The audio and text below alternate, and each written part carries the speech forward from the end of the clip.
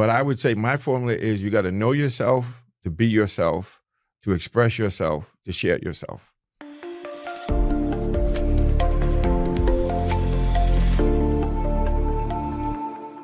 Okay, welcome back, or welcome to the Finding Mastery podcast. I'm your host, Dr. Michael Gervais, by trade and training, a high-performance psychologist. And I am so excited to sit down with George Mumford for this week's conversation. George is a legend amongst, well, more legends. Michael Jordan, Kobe Bryant, Phil Jackson, Shaquille O'Neal, countless of other NBA stars, and a never-ending list of Olympian CEOs and artists. They've all worked personally with George to embrace their greatness, to unlock their greatness, to unlock their potential within, and the art of what we might call being human. His strategy, mindfulness. As a teacher, coach, and speaker, George has channeled his life's work into 2 books, The Mindful Athlete, Secrets to Pure Performance, and Unlocked. Embrace your greatness, find the flow, discover success. In these, he uses both instructional wisdom as well as stories of personal pain. And he struggled with addiction, and he walks beautifully through that process to be able to celebrate the challenge of being comfortable with being uncomfortable. George and I dig into the dynamics of highly successful teams, mindfulness, of course, what it means to unlock your masterpiece within, and how sometimes our darkest moments lead to our greatest revelations. Whether you're someone in hot pursuit of a specific goal or someone who just wants to know yourself more fully, I'm pretty sure this is all of us to some degree. This is definitely for you. So with that, let's jump right into this week's conversation with George Mumford. I have a legend. George Mumford is in the studio today. It's been so fun to see your work and to know your work. And your book, Unlocked, is awesome. So you came from a different place than your first book. And this book, I'm just so happy for you that you were able to get what you got down in writing for so many of us to benefit from. So I'm stoked to have this conversation with you. Mm-hmm. And thank you for sharing Unlocked with us. You're welcome. And I'm happy to be here doing this with you. I feel like we go back a ways, and I've been admiring your work. So obviously your work and the work of so many others has influenced my work. I don't know how you can do this without being able to piggyback or step on the shoulders of the giants that come before us. Man, that sense. So one, thank you very much. And ditto, because you were a trailblazer early on, introducing this thing yes, to elite sport, and when most people weren't ready for it. And so I do want to have a conversation about trailblazing and like how some of the headwinds and how you navigate those spaces, because we're in a world right now that there's lots of headwinds. Yes. And I think people can benefit from your insights on how to deal with challenges. Yes. So I would say you mentioned that I'm coming from a different place here. Mm-hmm. I think the experience of writing The Mindful Athlete, but also being in this space and understanding that there's a process to unlocking, just going through our challenges, and the challenges have a lot to do with getting to the other side. So for me, I didn't see myself as a trailblazer. I just, after getting into recovery and dealing with chronic pain, I was just doing what was in front of me. I had no intention of being a trailblazer or anything, but I knew 2 things. I knew that if I wanted to really learn about this stuff, I had to teach it. And the second thing I knew is if I wanted to keep it, I had to give it away. So the best thing I could do is share my experience, strength, and hope, and just keep serving. And so that's what happened. People would come to me and say, hey, can you do this? And I would do it. And eventually I was in the corporate space, and eventually I left the corporate space to do this thing, do this process, to share my journey. And so to me, it was me getting to that place where I was unlocking, coming from the hell realms, and then, to go from being in a shooting gallery or a crack house and being behind the bench of an NBA championship team. I mean, that's unlocking. It is unlocking. And so it was It wasn't like my intention was to be a service, really. It was always about, and I believe my book, The Mindful Athlete, when I wrote that, took 20 years. And I think what got me over the hump was I realized that I could help people.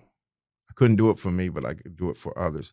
So this element of serving and just being willing to just meet things, embrace everything and say yes to it, and then, change roadblocks into stepping stones. So that's pretty much it. I didn't know, and I remember one of my teacher mentors, Jack Cornfield, said to me one time, man, you brought mindfulness and performance in a way that no one's ever done that before.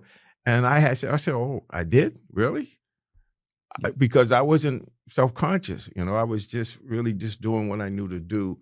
And my intention was to help. And by helping others, I was helping myself.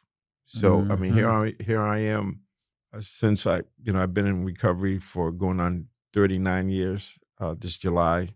And I've averaged over a book a week during that time. And I have more enthusiasm and excitement about life than I've ever had. So this process is something that you can engage in, as Warren Bennett said in his book on becoming a leader. Self-knowledge and self-invention are lifelong processes. So I feel like that's what I'm doing. I'm just sharing my journey of self-discovery with people. And I believe that the greatest adventure we can be on is getting to know ourselves better so that we can serve. Love that last part, to serve. Yeah. You have used your experiences and your unlocks, your insights. Unlock and insight is they're cousins to each other in many respects. You've used your unique unlocks and insights, your adventure in life, and the process that's helped you during that. That's kind of what you've done with other people. My point is that you've lived it and you shared your story. Yes. And then you've shared how to help other people know their story. Okay.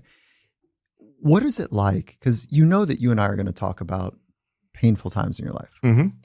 And by the way, before we go there, the people I love most in this world are those that have gone through to the depths.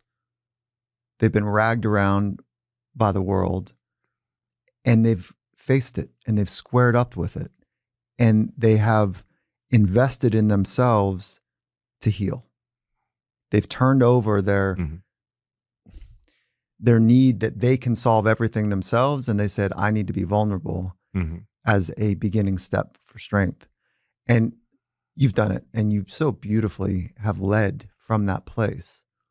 So I say that because I come from a place that is really humbled by what it takes to do what you've done. I'm talking about early life stuff. I'm not even talking yet about what you've done with the Bulls and the Lakers and the Knicks and which is extraordinary stories of its own. But I just want to spend a moment on the early stuff. Sure. First, I want to say, Mom, 13 kids, huh? Mom went to 13 kids. 13 kids. And what number were you? Number 10. Number 10. Yes. Okay. So you had a bunch of brothers and sisters before 8 sisters, 4 brothers. 8 sisters, 4 brothers. And you were Georgie Porgy. I was Georgie Porgy. That's right. And so were you bullied? No, I wasn't bullied. I wouldn't say bullied. I was encouraged to be tougher. Yeah. And I think the reason I don't think is being bullied, because I think the intention was to help me navigate this thing called life in a certain way. And so being a young boy, young man, young child, having super sensitivity or being empathic and picking up other people's stuff, I really didn't know how to deal with that. So they knew that I had to toughen up. And so I would say I wouldn't say bully. I was sort of forged in the fire, if you will, baptism of the fire, just by saying you have to be tougher. We're worried about you being able to survive in this world. Did you lose that empathic nature of yourself, or did you at any point in your coming up, or because you definitely have it now? Yeah. I hit it. You hit it. I hit it. I encrusted it in the shell. I talk about, I was locked down. I was locked in. Yeah. Because and this is why you turned to drugs? Yes. Yes. And so the drugs and and the other stuff for a lot of reasons, mainly because of pain. I was in pain. I was injury prone. I had a lot of issues. I had chronic stomach issues or GI issues because I didn't realize it was the stress of not being myself, the stress of just hiding and not being able to be true to who I was, but I didn't know I had that. So I was just reflecting on this the other day. And even now, to some degree, I'm still waiting for permission to be able to express myself. You still are? In little ways, yeah. Oh, that's remarkable. Yeah, in other words, it's a process. There's times when, and now it's more subtle because it's like, okay, it's like you have, I forget what you call those light switches, the dimmer switches. Yeah. So it's like, I'm not all the way down where you can't see the light. I'm up where the light is showing, but there's still some more room to grow. That's what I mean by that. And every once in a while, I'll get hints of, oh wow, I'm waiting for permission, or it's still not totally safe to be that vulnerable and express myself, or to share, let my light shine, or what I call the masterpiece within, being able to express that. What gets in the way of that for you? Because I think yes, I relate. Mm-hmm. And I think a lot of people understand that permission thing, which the only way I've worked through that is I had to say, fuck it. Like I can't do that. I can't wait for the world to be just right for me to step in and be okay. So I wish this wasn't the case, but in the commitment to be honest, like I wish I could say I was super fluid and just loving kindness just exuded out of me but it's like I had to have an understanding of anger. Right. Because I didn't know another way to say I want to change. Yes. And I didn't know another way other than using some agitation, irritation, downright anger sometimes. How do you do it now when you feel that? Yes. Well, it's this idea of creating this ability to observe my experience uncritically. Yes, and notice, or mindfully. And just to notice things, because part of this process is a revelation. It's like there's things that are hidden, and there's things that are going on that we don't know about until they manifest. So when I say I'm still doing that, I'm meaning that I'm still unlocking, and it's like you have a bunch of stuff in the proverbial, well, not even the closet, but in the basement. And there's a lot of good stuff and stuff not so good in that basement. And so when you open that door, stuff's coming up. Some of the stuff that comes out is not helpful. Some of the stuff is helpful. So I don't know that I was hiding out until I realized, oh, I've been hiding out. So, and that will be reflected in, okay, so you have this ability, but there's more there. What stops you from expressing it? Like you said, it's only when I can start to open and let that what's hidden reveal itself. And how do you do that? Well, interesting, by like what I say, by embracing, saying yes, whatever comes up, and then generating the hope and asking the question, what is this? Or just pursuing excellence and wisdom with grace and ease. That's how I do it. I'm trying to understand stuff. So helping others, seeing how other people get stuck, and then reflecting, well, in what ways am I stuck? Or in what ways do I feel like I'm not fully self-expressed? But the process of unlocking is seeing where we're stuck, and seeing where we're not really, we're kind of closing down, or we're just, we're stuck in limbo. We're in survival mode. So how do you uniquely do it? And there's a two-parter to this. Yes, like yes. In the present moment when it flares. Yeah. Okay. And then also in the quiet recesses when you're alone. Yes. So there's two parts to the question. Like, how do you work through that? I'll give you a prime example. I was working with the Lakers in 2010. They were playing the NBA championship against the Celtics, and when they come to town, I'd work with them. So we had a session that morning before Sunday game, and when I was going into the room where we have breakfast, and then there's the setup to watch film, and the voice said to me, "You don't belong here. They don't want to hear from you." So trauma came, and it was like, okay, get out of here before they throw you out. And I could just observe it like music, like background music in a restaurant. Just notice it and just focus on serving, doing what I needed to do.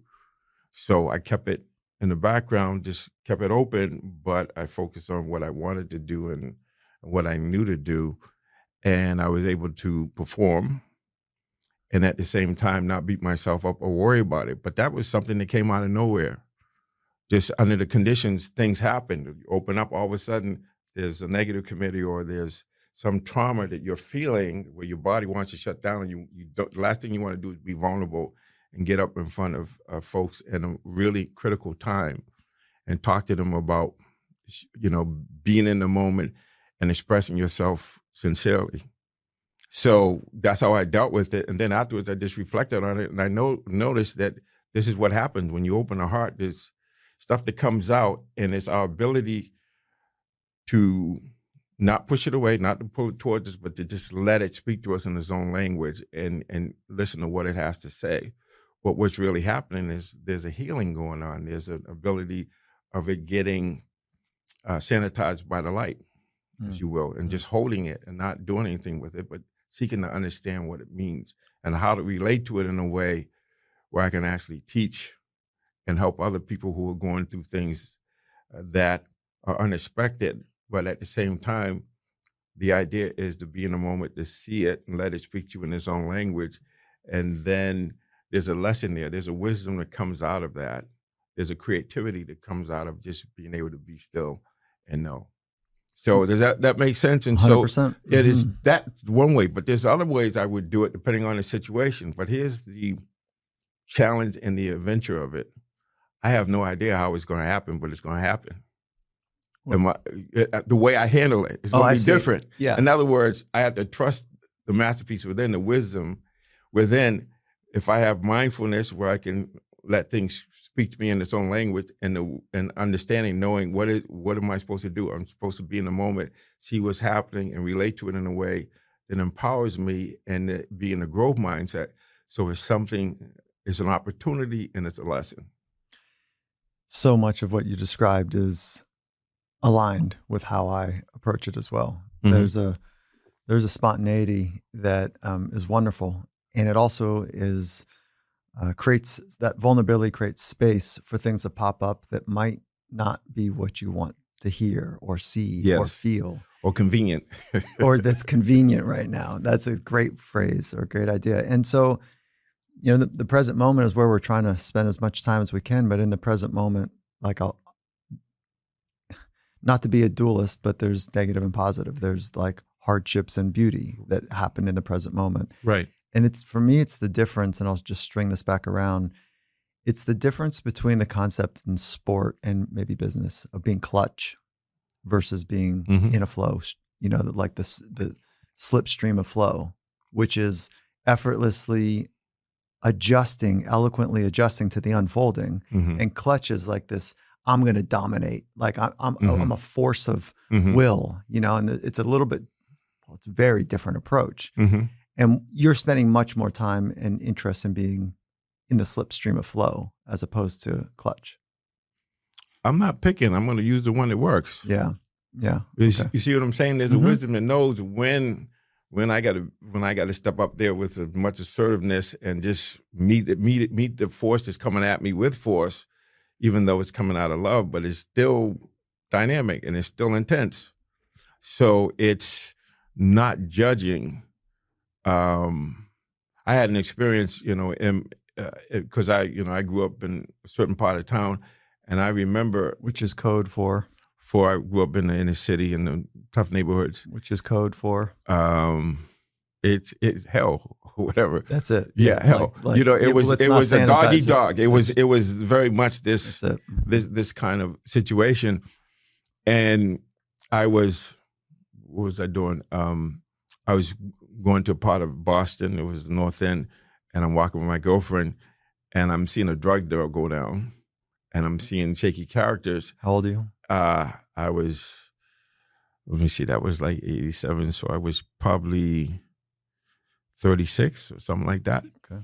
And I went into my street mode, and my girlfriend said, "Well, what's wrong?" Because she see me, I went into this, what you talked about, the clutch mode. Yeah. And She said, what's wrong? And I said, oh, nothing. But me going into clutch mode prevented people, when they knew, oh, he knows, he sees us, leave him alone. Mm-hmm. Don't go there with him because he's not one of these, guys that don't know what time it is. He knows what time it is.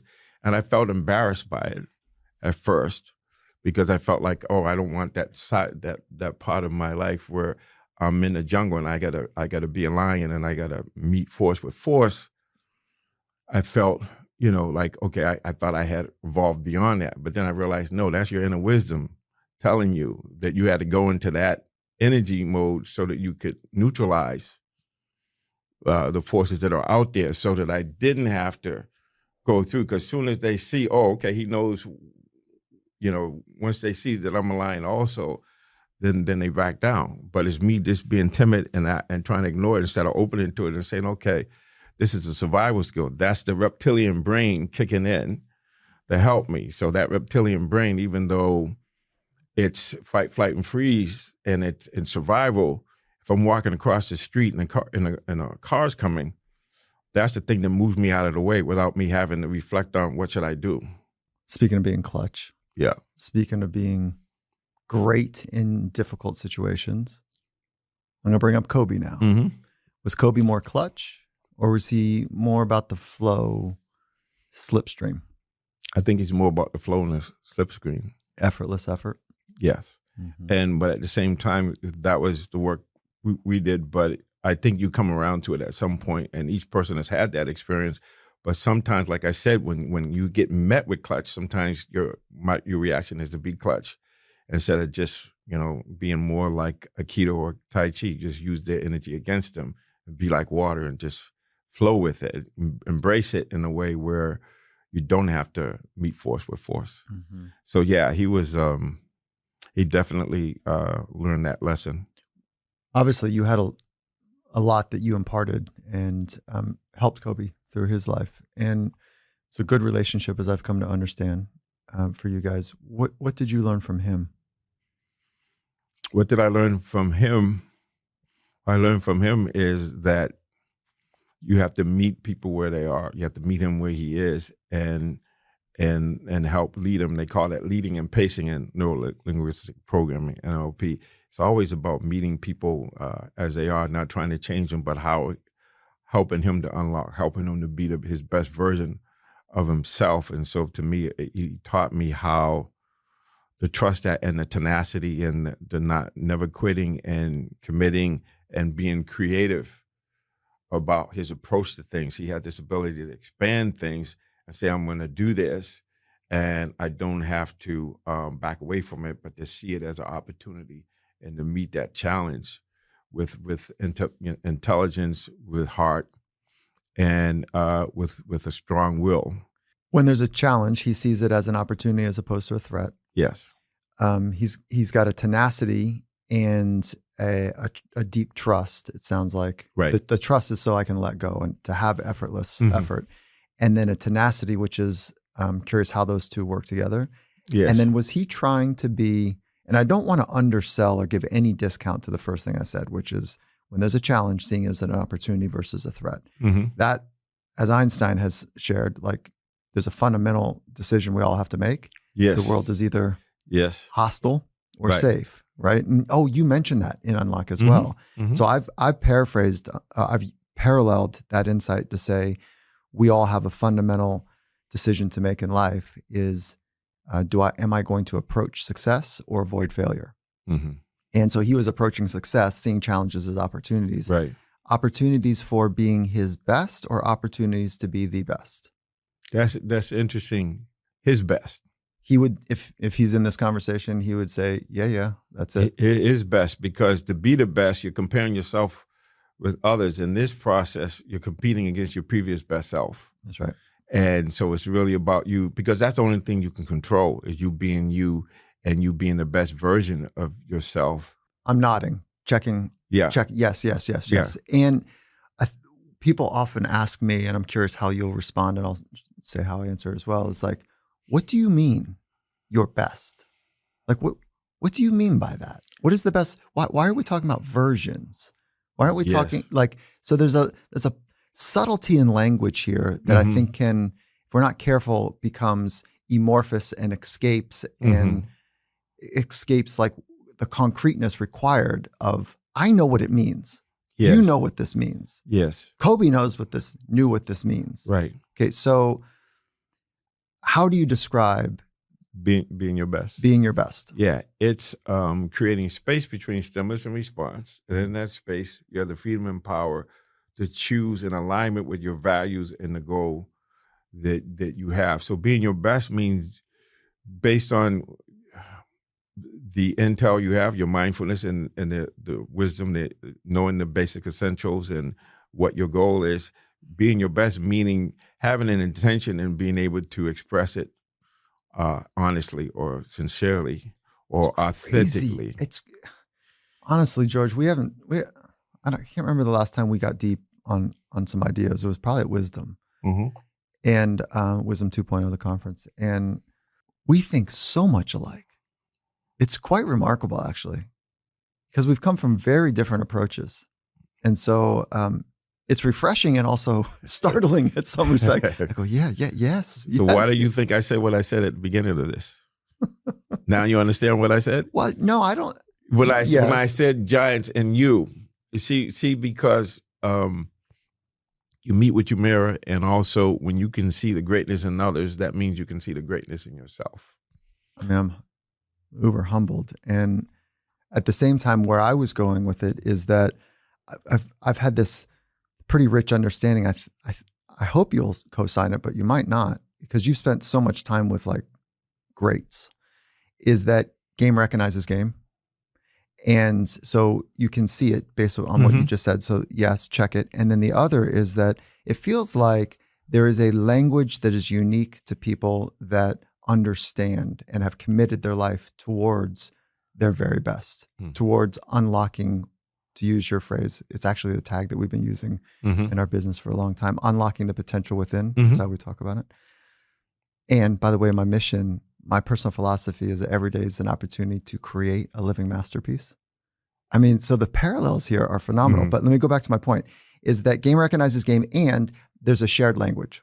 And that we end up talking about the same things in a very similar way, independent of the industry or craft, but it's that pursuit that gets to that shared language. And have you found that to be true? Or would you say that a violinist that's trying to be his or her very best, and a basketball player and an entrepreneur and a rabbi are going to talk about distinctly different things? Well, they're talking about the same thing, but they're using the language that they're accustomed to. So if you have a PC, you're going to use certain software. If you use a Mac, you're going to use the iOS. You're going to use a certain software, but the end result is the same.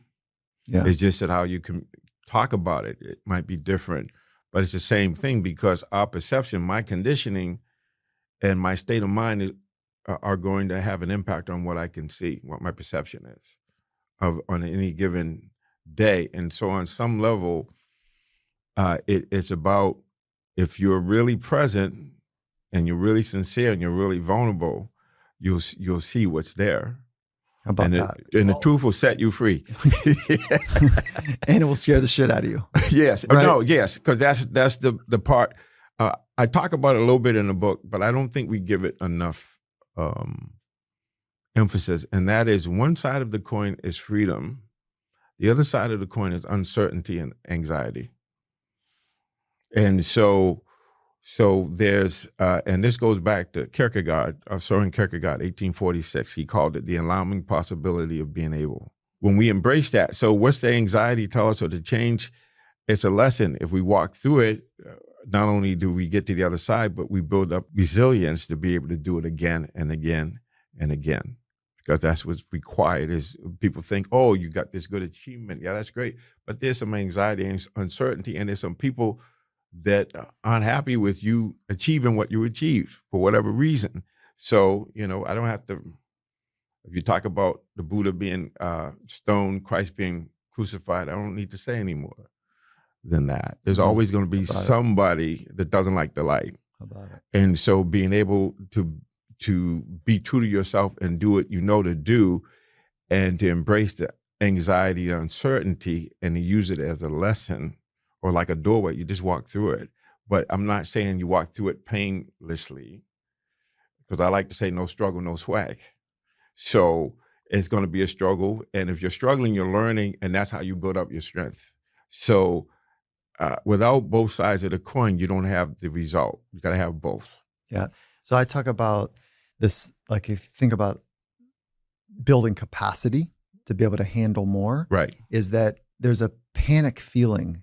There's an edge that we need to get to and stay in that edge as long as we can. And it feels like it's the panic signal is it's a tripwire for anxiety, but it's panicking. And most people want to just retreat, find high ground right now, do whatever I can. And the extraordinaries, as you'll come to recognize, and you yourself being one of those, to be able to stay in that space as long as I possibly can, as long as you can. And then what I found is that what they do is instead of going, there's an extended period of time in that panic. And instead of dipping all the way back down to comfort, they stay in that edgy space, but decrease it and then push back up because they know how hard it is to get there. And that's where all of the truth telling takes place. That's right. Okay. So I call it getting comfortable with being uncomfortable. Yeah. I feel like that gets thrown around so much. Yeah. But what I mean by that is you build up an endurance and a tolerance of discomfort, because here's the interesting thing. Wait, before you get the insight, what is uncomfortable for you? It depends. It depends what you're talking about. What's uncomfortable for me, it varies, but what's uncomfortable for me is pain. Physical pain? Physical pain or emotional pain. Pain? Or whatever, or just being in the unknown. That's just not knowing and having the trust that things are going to work out. Do you believe that they're going to work out? Yes. But then even with that belief system, when you're in the unknown, like I don't know what you're about to say and you don't know what I'm about to say. So in this unknown, what are you trusting? I'm trusting that if I embrace whatever comes up, generate the hope that even if I make a mistake, I'm going to learn from it. So it's not about making a mistake. It's about saying yes to it and being present for it and doing the best I can do, based on what I know now, but trusting that it's going to be a learning opportunity, that the universe is friendly and I'm aligned with how things are, so I don't have to deny or destroy or remove anything. I just need to be still and know I need to stay in that eye of the hurricane, and I'm going to see what I need to see. And there's a wisdom and creativity that comes out of that silence that is powerful and helps me to change the roadblock into a stepping stone. Okay. So that's how your process works. And then let's imagine, and I see why athletes would say, yeah. Right? Like, yeah. And CEOs too. CEOs too. And let me add an element to it. It's just athletics is so concrete, where CEOs, it's less observable, their performance, right? You see the outcome quite amazingly from Wall Street or whatever. But let's say that you add another layer of intensity is if you don't deliver today, let's say in this conversation, just like an athlete has a finals or tryouts or whatever, that you don't get the reward, the external reward, the later reward. You might get the internal unlock, but you might not make the team. You might actually lose a bonus. You might fill in the blanks on the external later rewards. How do you help folks through that? Like I'm thinking, I know how much time you spent with Michael Jordan. So how would you, I don't know Michael. And what a force though. Steve Kerr told me a story now about when he and Michael were practicing. Yes. And Steve, like the way, before I get to the question, Steve says to me, he goes, Mike, it was intense practicing with Michael. He says practices were way more intense than games because I had to go against the most fierce competitor in basketball, maybe on the planet every day. Yes. He says, he tells about this one story, which I'm sure you know about. I think you were with the team during this time, but Jordan's dribbling the ball up, this is in practice, and Steve's trying to guard him. And Jordan, steps to left, right, fade away, puts it in, and kind of looks at Steve like, okay, what are you going to do now? Next play down, Michael runs the same kind of jab, step move, fade away, and he looks at him again like, what are you doing? Third play in a row, same move, jab, step, fade away, and then walks up to Steve and is like, what's wrong with you? When are you going to step up? When are you going to stop bullshitting around? You know, and I'm paraphrasing here. And then unloads on him, gives him a right cross, right into his jaw. And so Steve says to me, Mike, like, it's kind of different being around these guys. Like, it was very different being around Jordan on a day-to-day basis. Yeah. So when I'm asking that question, I'm coming from Steve's perspective and kind of obviously what I know historically about Michael. How would you help him when he's got that deep drive to be? I think he wants to be the best. I think Kobe was about being personal best, but it feels like Michael wants to be the best. How did you help him through that, if my assumption is right? Yes. So it's always about you competing against your previous best self. So you're right. You can do your best and have a great game and still not win or still not make the team. That's my definition of a winner. Is because you did everything you could do and the result is a result. And there's some good that came out of that that's going to carry you in some other area. And maybe it's like I'm thinking of, was it Tony Gonzalez? Yeah. Basketball was one of the great tight ends. Yeah, in the but NFL. Basketball was his first love. That's right, and he was, he was good at it. He was really good at it, but he wasn't great North at Carolina? it. And no, actually, I think he was at the Cal. Was he? Yeah, I think he was at Cal. Okay, because my nephew used to train him when he was a basketball player. Okay, so you could say I can hear our fact checkers right now. Yeah. So think about this. Yeah, but think about it this way. Where we went, then we can go with Antonio Gates. Where I can name a bunch of these basketball players that Jim Graham. Yeah, I remember playing against him when he was at Miami. No, I mean I was working with Boston College. Okay, so I meant our team playing against him. Okay, so I know all these guys. Antonio Gates. We played against him. It's not about the end result. It's always the journey. It's about you doing the best you can. And that energy, that accomplishment is going to follow you and it's going to lead to something else. So it may be like for me, I got hurt playing basketball and, injured, couldn't play, ended up getting addicted to pain meds and illegal drugs. And here I am.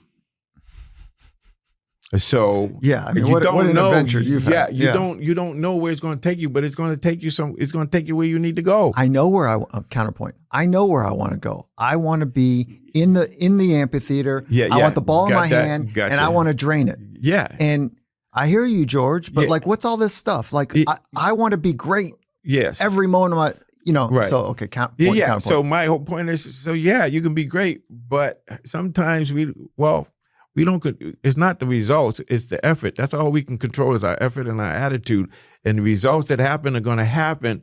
But the thing is, that's when you're still locked up. You're still locked because you think it should be this way instead of being with what is. I'm down with it. And so when you've got somebody who is relentless that would beat up a teammate because they're not demonstrating that they're solving the problem. I'm talking about Jordan. Yeah. Was Jordan like, I get you? Or was Jordan like, okay,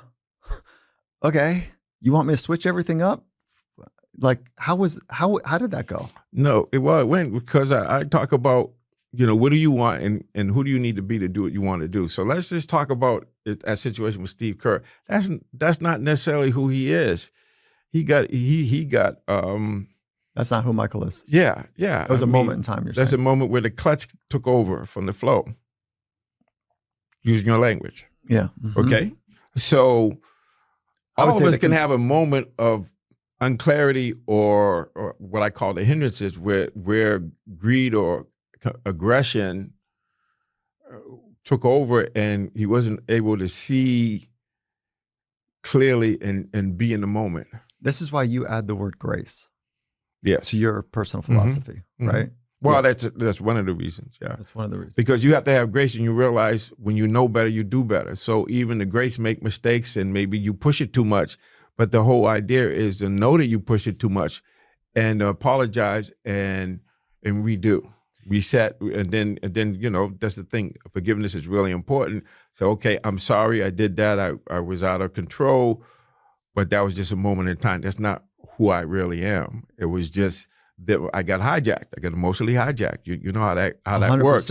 So when you're in fight, flight, or freeze, or when you're not in love and a willingness to compete And, you got to know micropsychology. Usually when he comes at you like that, you got to come back at him.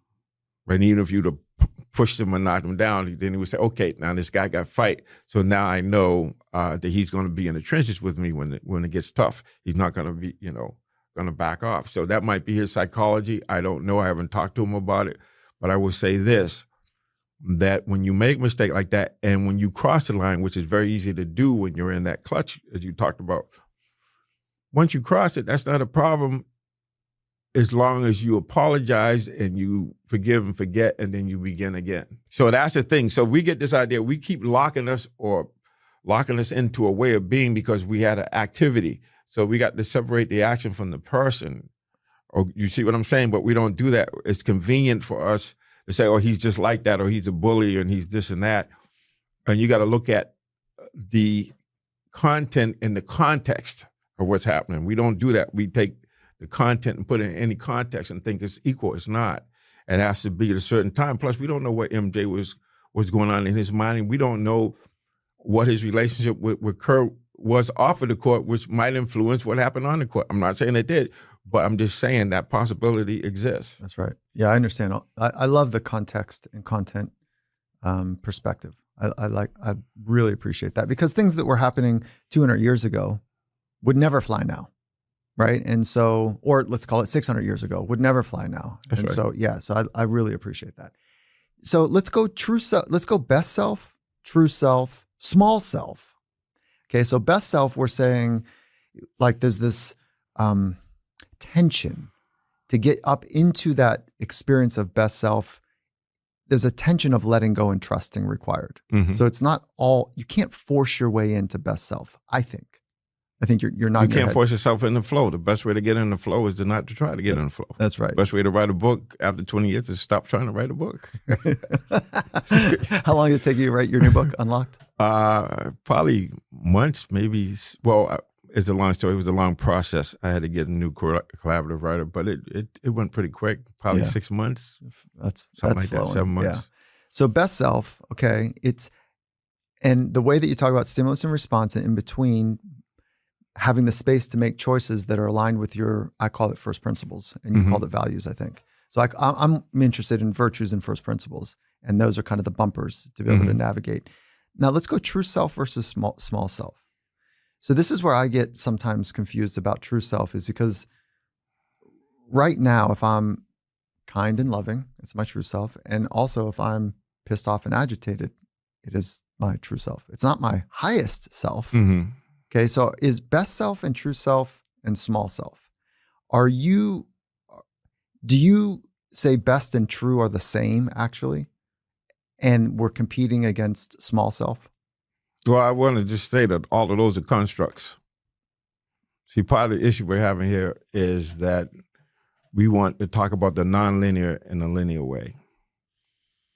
So you can get tripped up with all of that, with this self and that self, and whatever, but the only self I'm interested in all of them, but just to know when you're being true to yourself, to thine own self be true, you know when you're out of character and when you're in character, and you got to understand that we're human beings, even who we say we are, we're changing. Wait, you just said something cool. You said true to your character. Is that what you just said? No, true to yourself. True to yourself, but how'd you say it about character? You're in character. Yeah, you're in character. In other words, like, if my intention is to be loving and I was just unloving, then all I need to do is just, you know better, you do better. How do I get back on track? Because a lot of these guidance missiles, these guidance systems, they have to do with negative feedback. So nothing's straight. It's zigzag. You get off, you get back on. That's what I mean. So you were out of love, get back into love.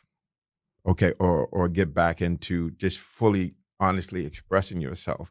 And you're going to get angry, you're going to get tripped up, but we can have these labels about it, but we are becoming. So even who we think we are, we're more than that. Like I just said to myself, so the idea is, it's helpful for me to talk about doing something that's helpful or not helpful, not to judge it. And to say when you're your true self, or when you're yourself where you get beyond the illusion of separateness.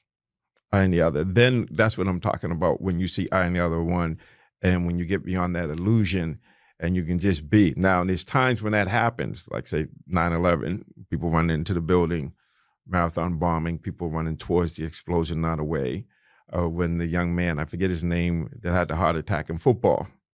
I mean, Hamlin. Hamlin. Yeah. Everybody went beyond. The game wasn't that important. Everybody went beyond that. We get beyond that. So the real question is, how can we have more of those experiences where we get back to what really counts, is like loving each other and competing, helping us compete with each other, bring the best out of each other, meaning competing in the right way based on values of not losing our humanity, but actually not, withholding, but actually, competing in a way where we're bringing out the best in each other. And so this is totally different. So when we have this best self, little self, small self, when I talk about being real or the big S, the big self, is when you realize that there's an illusion of separateness that we need to go beyond and realize that how I treat the other person is how I want to treat myself.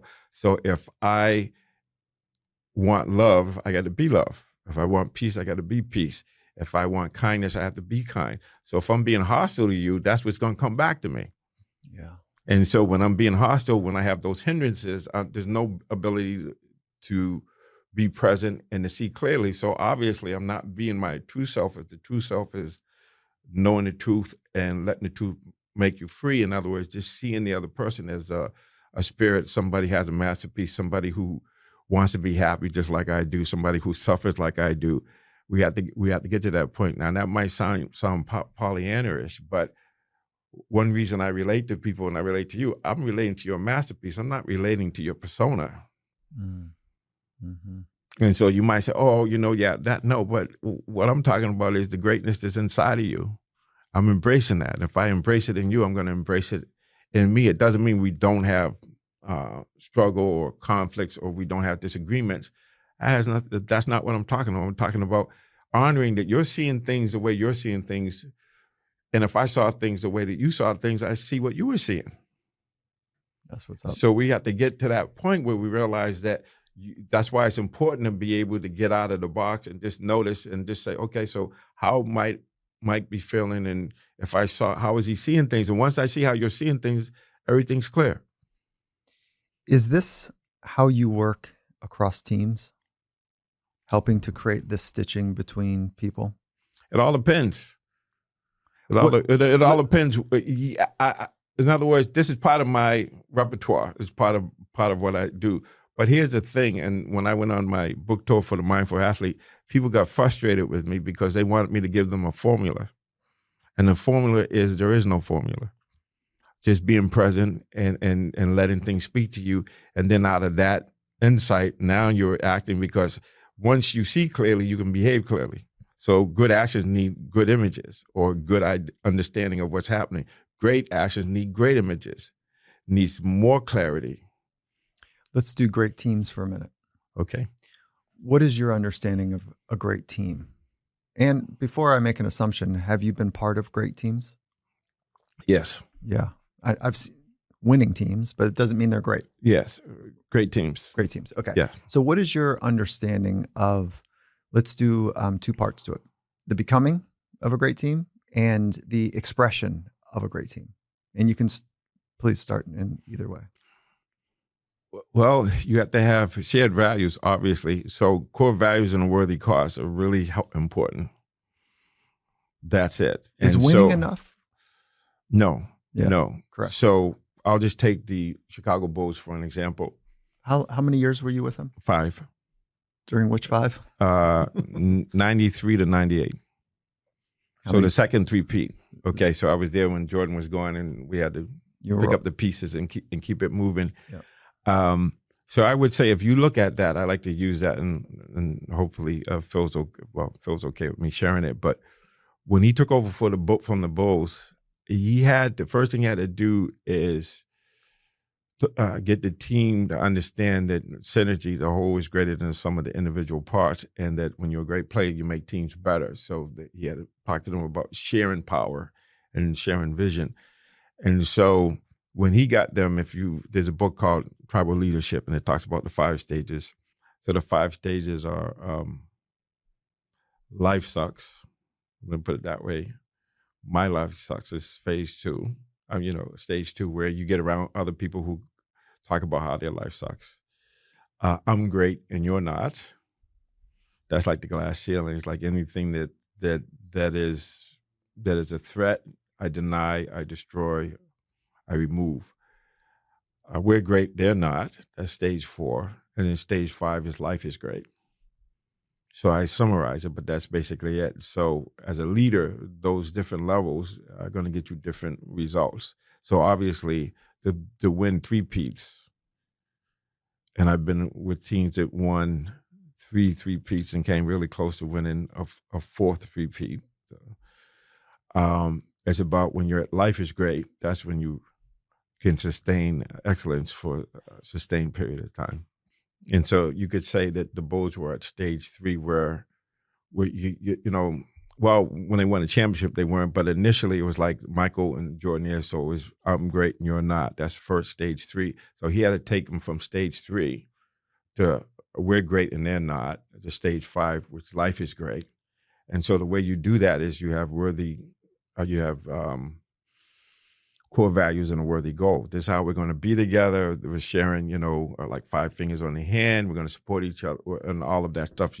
So you work on this commitment on values and a shared vision and that sort of thing. And so so you have to go from stage 3 to stage 4.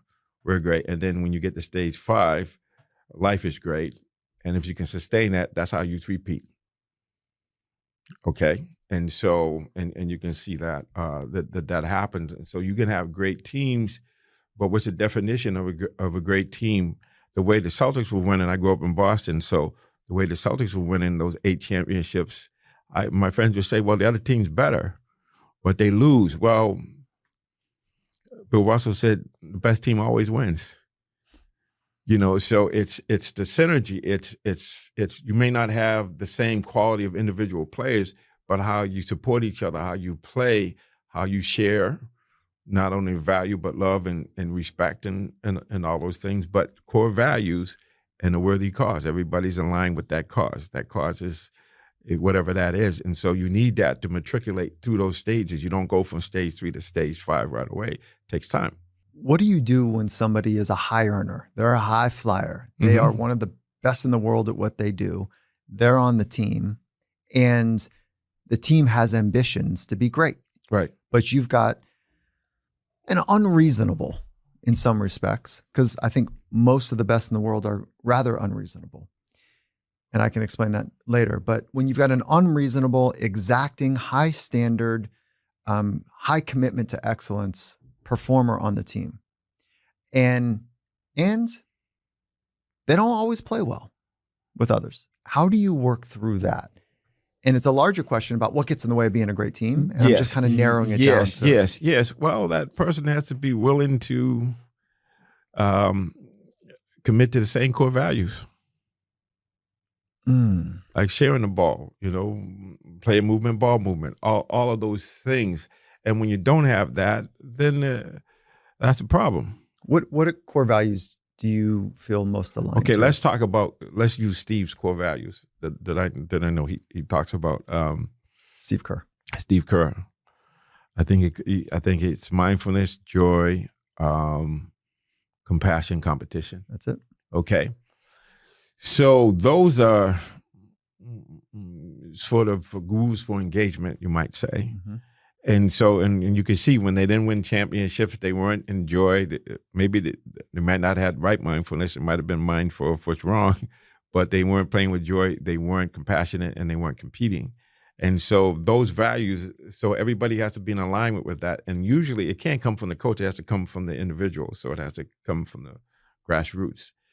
So when you do that and then you commit to those, then when something happens, those core values are going to kick in and say, okay, if I'm going to go trade for somebody, or if I'm going to draft somebody, if they don't have those core values, you shouldn't be drafting them. So I was with helping a GM. This is a fun story, and the GM says, like we're walking through the draft, and people are going to try to guess the team, but they won't be able to do it. And he says, I think I might make a trade here, but I'm afraid I'm making a trade with the devil. There's a high talent, high flyer, and doesn't really fit, but I think we can get him to be part of the team. And I was like, oh boy, even the whole construct of it was problematic. Mm-hmm. It did not work out well. Mm-hmm. But I understand the temptation.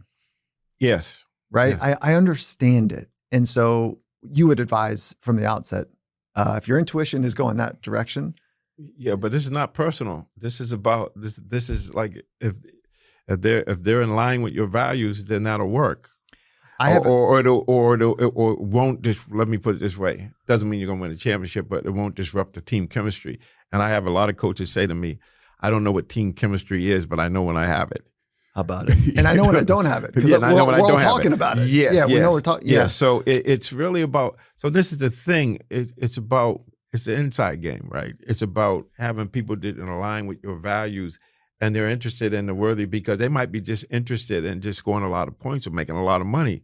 You have to get clear about that. So how does a high-performing team take place? You say, we're going to work on shared values and clear goals. Yeah. I think you used... Yeah, but you need integrity, people with integrity and learners, Phil likes learners, people who are willing to be flexible and want to learn. And that, to me, I'll put it this way, and I was talking to somebody about this, don't compete, create. That's unbelievable. You just said that. It was the name of my former company. That's unbelievable. Yeah. I'll just say, well, right. But I'm just saying, so when you get people, you have to figure out, and there's, the book by the All Blacks, I forget the name of the title of the book, but they had a chemistry problem, and that you gotta have, sweeping the sheds. Everybody does certain things. You have to understand. Legacy, I think, is the name of the book. So just really quickly on that, is that friendly with some of the coaching staff there. Okay. And enough of them won't read that book. Interesting. That I haven't read it. Okay. And so there was like I don't think this is wildly known, but they didn't feel like it was captured in the right way. And so I haven't read it. Yeah. And I've heard there's a lot of good in there. Yeah, there's a lot of good in there. And but it could have been better, is what you're saying. No, that it was a little dubious on how it happened. Gotcha. And listen, I don't know the author. I don't even know the author's name. Right. And I'm not saying it's the author, but there was something there that enough of them were like, we're not reading that thing. I was like, well, all right. Yeah, well, that's unfortunate, because sometimes, it's hard to know what people's thinking is. What goes on behind the scenes and whatnot. Yeah. And it's interesting because truth is universal. That's a shared language. Yes, and like I go on principles. Why? Because principles are timeless and self-evident, and they don't change. How do you help people clarify their principles that matter most to them? But they got to go inside. That's right. Be still and know this was their heart. So their mind, body, heart, and soul has to be in alignment. So they have to exercise all four aspects of their being. Like physically, we get that. Mentally, got to get that one. The heart, emotions and relationships, and the spirit or the soul. Contribution and meaning. All of that stuff is really important. And so I'd say you got to start with the person knowing who they are. So I would say, do you know how long that takes? Yes. Oh I agree with you. I'm laughing. Yeah. But here's the thing. That's an ongoing. But here's the thing. Even if you don't know who you are, if you're aligned with principles, you'll get there. How about it? If we just talk about love or whatever, but here's the thing. The thing is, you got to at least know, number one, you got to accept personal responsibility, and two, know that you make choices. Even if you don't make a choice, you're making a choice. So you got to start with those two. And then you got to be willing to look at your stuff, the good, the bad, the ugly, and understand what you do well and leverage that, and what you need to, improve on to do that. But I would say my formula is you got to know yourself, to be yourself, to express yourself, to share yourself. Something I talk about a bunch is that, like, I want to be an honest man. Mm-hmm. Okay. And so honesty is a principle that matters to me. Mm-hmm. And honesty with myself, honesty with others. And sometimes it's hard, and it's probably unbecoming to say that, but I want to present a certain way. I don't always want to face the hard truth. And so there's easy ways to navigate through being dishonest, which isn't immoral or egregious, but it's like not confronting the thing that needs to be maybe confronted. That would be, to me, dishonest. Mm-hmm. And so I'm not saying like lying about something, but just not being fully committed to the hard experience. Mm-hmm. Okay. So honesty is one. And then there's other ones that I'm practicing as well. Creating is a first principle. Kindness is a first principle for me. And I can go on and share a couple others. Those are the ones I'm practicing now. I can practice them for a while, and then I can practice a whole 3 or 5 other ones. So for me, it's not permanent. It doesn't mean that I'm shape shifting. It means that I'm picking a couple that I'm finding are going to have high value and high attunement for me right now. And I want to get better at them. And then I could insert another one later. When I say that to you, what happens for you? Do you say, oh yeah, that sounds like a good approach? Self-honesty is where the confidence comes from. Oh, that's self-honesty is the most important thing. Know the truth shall make you free, and do thine own self be true. So even if we're not being honest with ourselves and we're presenting, there's a lack of integrity. Integrity is power, or integrity is workability.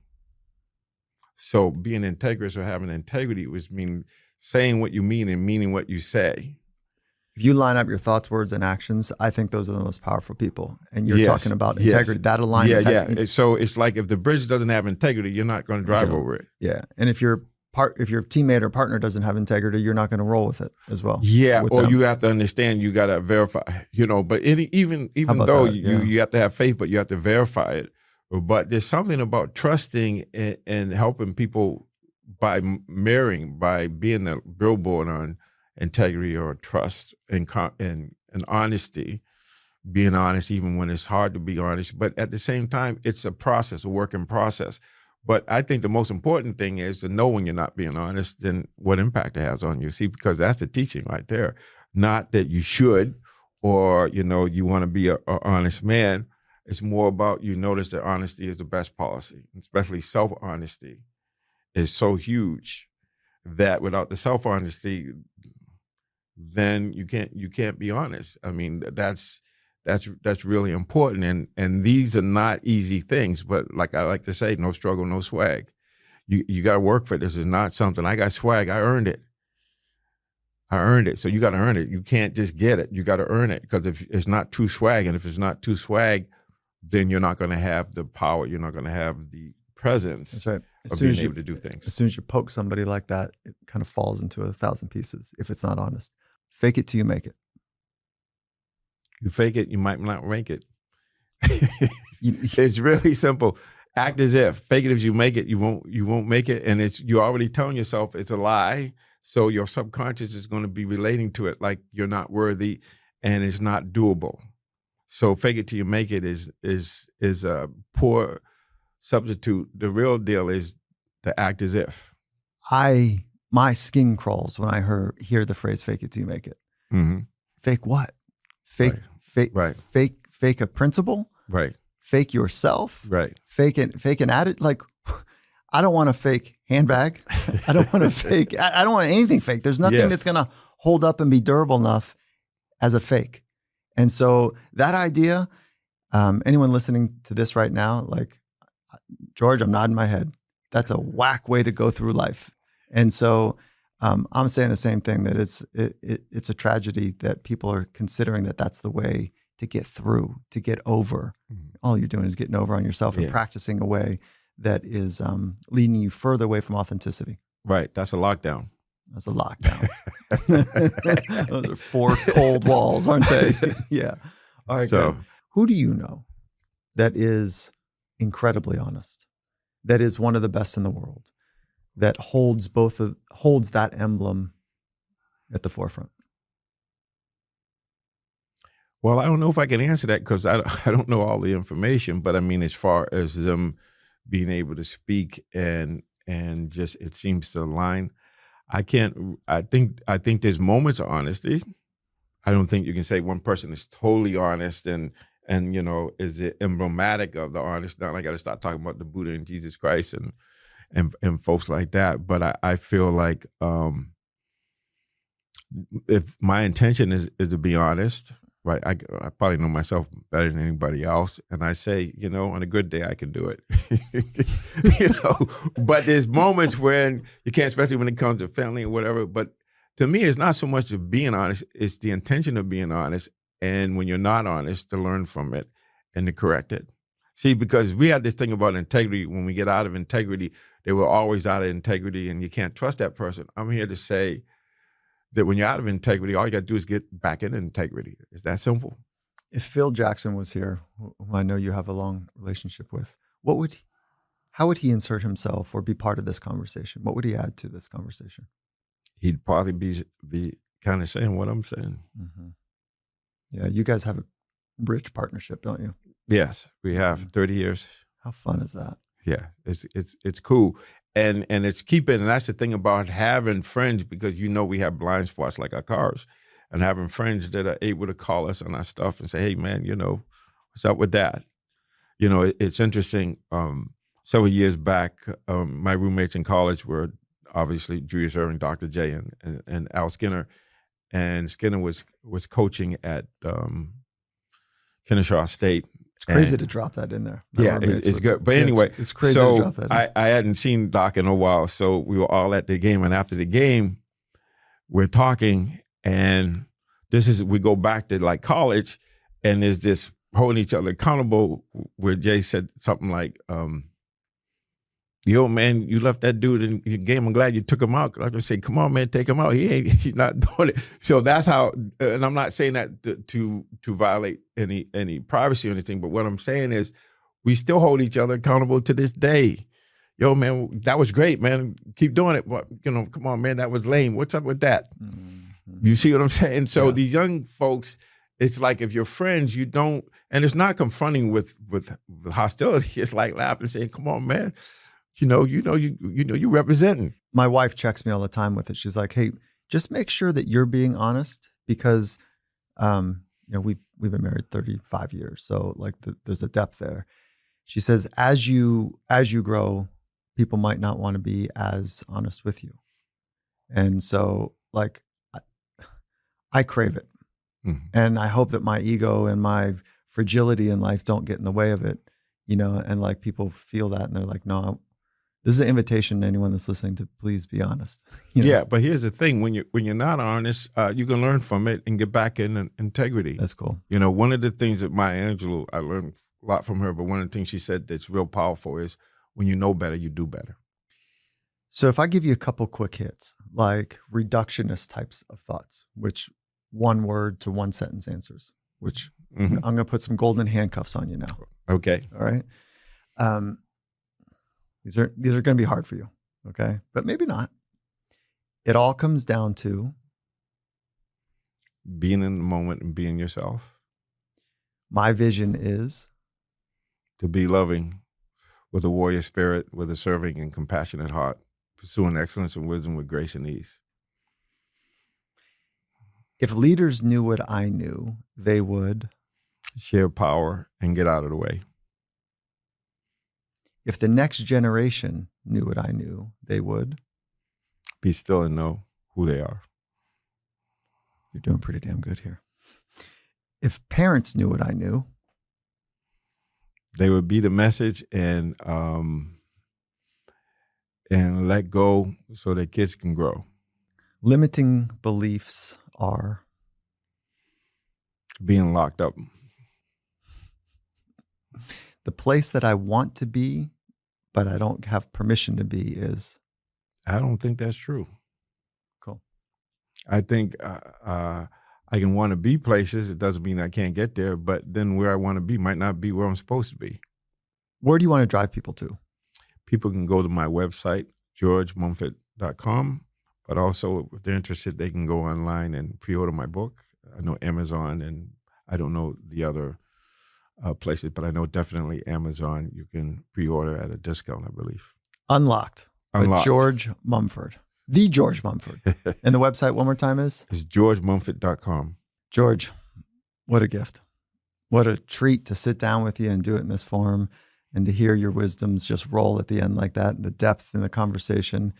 You're an honest man, And I want to say thank you for the contributions you've made in my life and so many people's lives, and the writings, and more importantly, the presence that you bring into the places that you go. Yeah. Well, So, I love you, brother. So thank you, that's George. how I want to leave it with you. Oh my goodness. Okay. Thank you, George. All right. Love you. Love you too. All right.